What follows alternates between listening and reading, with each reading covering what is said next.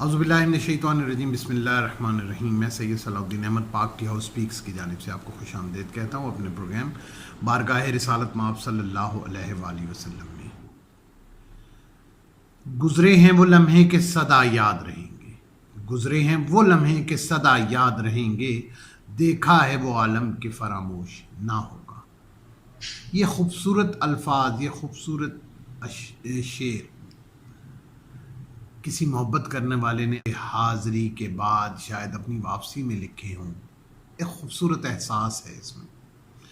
آج جس تحریر کو میں لے کر آیا ہوں وہ تحریر ہے ڈاکٹر انور سدید صاحب کی، کسی تعارف کے محتاج نہیں، پاکستان کا ایک بہت بڑا نام، معتبر نام۔ ان کے احساسات، ان کی تحریر آپ کے سامنے پیش کروں گا، اور انشاءاللہ تعالی میں اور آپ ہم آج ڈاکٹر انور سدید صاحب کے ساتھ بارگاہ رسالت مآب صلی اللہ علیہ وآلہ وسلم میں سلام عرض کریں گے۔ اللہ تعالیٰ میری آپ کی حاضری بھی ان کی حاضری کے ساتھ قبول فرمائے۔ ہزاروں دعاؤں میں آپ مجھے بھی یاد رکھیے گا۔ عنوان ہے اس تحریر کا، اے چشم اشک بار ادب کا مقام ہے۔ اے چشم اشک بار ادب کا مکہ سے مدینہ تک 260 میل یا کم و بیش 400 کلومیٹر کی مسافت کو 4 گھنٹوں میں طے کیا تھا، لیکن راستے میں 3 جگہ قیام کیا گیا۔ اس لیے مدینہ میں داخل ہوئے تو دوپہر جوبن پر تھی، دھوپ تیز تھی لیکن ہوا چل رہی تھی۔ سامنے جو شہر تھا وہ مکہ مکرمہ کی وضع کا ایک خوبصورت اور جدید وضع کا شہر تھا، جس کی سڑکوں پر فلک بوس عمارتیں استادہ تھیں۔ لیکن ہم لوگ یہ زمانہ حال کے بجائے زمانہ ماضی میں سفر کر رہے تھے، اس لیے مدینے میں داخل ہوتے ہی بس یہ صدا مشترکہ طور پر ابھری، السلام علیک یا رسول اللہ صلی اللہ علیہ وآلہ وسلم، السلام علیک یا نبی اللہ صلی اللہ علیہ وآلہ وسلم، السلام علیک یا سید المرسلین، السلام علیک یا قائد الخیر و فاتح و ہادی الامت، اشہد ان لا الہ الا اللہ و اشہد ان محمدًا عبدہ و رسولہ۔ سلام ہو آپ صلی اللہ علیہ وآلہ وسلم پر، اے رسول خدا، اے امت کے ہادی، آپ پر سلام ہو۔ نیکی کے پیغمبر آپ صلی اللہ علیہ وآلہ وسلم، آپ پر سلام ہو۔ آپ کے طیب و طاہر اہل بیت اور آپ کی آل پر سلام ہو۔ اب عصر کا وقت قریب تھا، میں نے غسل کیا، نیا لباس پہنا، تھوڑی سی خوشبو لگائی۔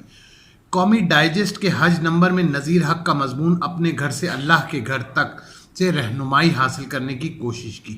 حج نمبر بند کر کے رکھ دیا اور مسجد نبوی صلی اللہ علیہ وآلہ وسلم کے نو تعمیر حصے سے گزر کر دائیں طرف پوری مسجد کا طواف کر کے باب جبرائیل کی طرف کشاں کشاں لپکتا چلا گیا۔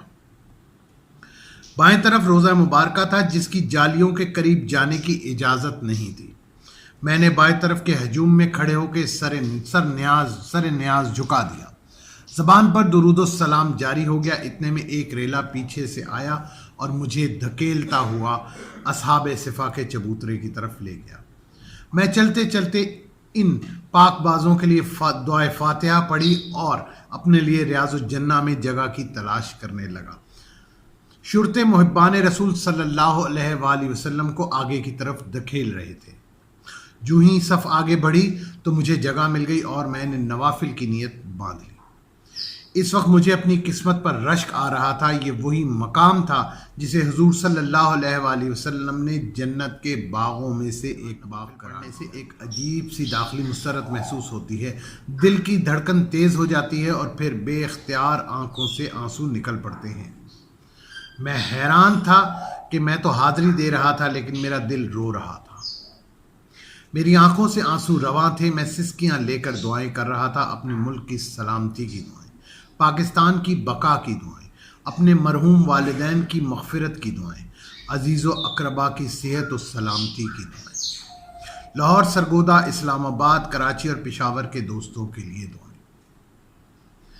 ایک فلم تھی جو میرے دل کے کیمرے پر چل رہی تھی اور میں نام لے لے کر دوستوں کی صحت، عزت، رزق حلال کی فراوانی کے لیے دعائیں کر رہا تھا۔ سامنے منبر رسول صلی اللہ علیہ وآلہ وسلم تھا اور وہ 7 ستون جن کی سفیدی ان کا امتیازی نشان ہے۔ اور ہر ستون کے ساتھ اسلامی تاریخ کا ایک اہم واقعہ منسلک ہے۔